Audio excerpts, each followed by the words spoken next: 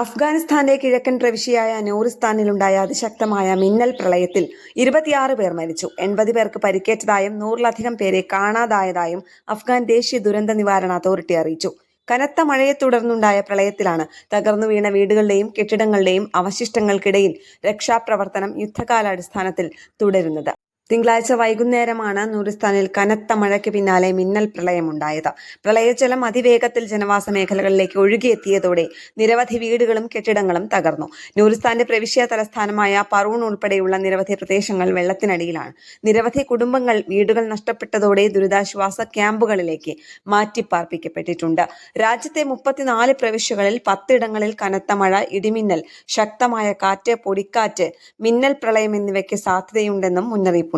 നദീതീരങ്ങളിലും പ്രളയഭീഷണിയുള്ള പ്രദേശങ്ങളിലും താമസിക്കുന്നവർ ജാഗ്രത പാലിക്കണമെന്നും ആവശ്യമായാൽ സുരക്ഷിതമായ സ്ഥലങ്ങളിലേക്ക് മാറണമെന്നും അധികൃതർ നിർദ്ദേശിച്ചു.